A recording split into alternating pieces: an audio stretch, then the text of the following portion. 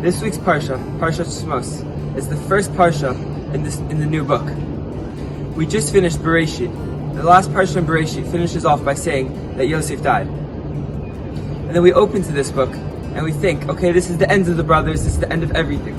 One of the first few psukim we read is that Joseph dies, and all his brother dies, and the whole generation dies. So we thought, well, we just ended off with that. Why would I have to mention it again? We already said it in last week's parsha. So the reason we mention it again is to gain some perspective.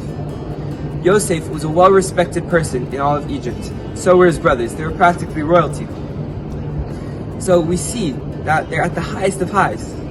And then they go to the lowest of lows and become slaves within the next 100 years. So how did this happen? Yosef and his brothers were very well-educated people. They sat down and they learned, and they gave a lot of time and effort to staying educated and to learning Torah.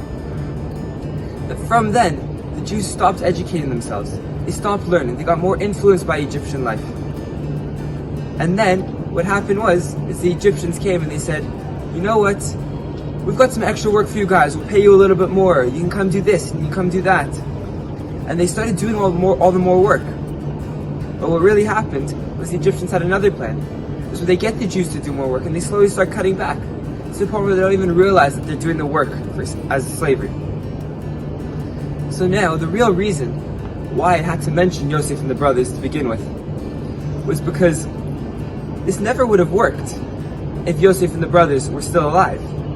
Because they were well-educated people, they would have seen this coming. They wouldn't have let themselves fall into the trap. They would have had perspective. They would have seen what the Egyptians were doing and put an end to this. But because the Jews living in Egypt after the brothers, the generations later on, didn't have the same knowledge, didn't have the same learning and education, they weren't able to see what the Egyptians really had in mind. So I think we can learn from this, especially in these times, is the past couple of years, the Jews in Israel, we've been divided, we've been fighting, we've been so focused amongst ourselves that we couldn't even see what was about to happen. We couldn't see the attacks that were going to happen. And because of this, because we didn't stay on top of our game, we didn't stay on top of everything we need, we suffered tremendously. So now that we're at a very low point in Jewish history, and we're coming together, and we're being strong, we should use this to stay educated, to stay on top of our game, to make sure that something like this can never happen again, to make sure that we stay united as a people and as Jews.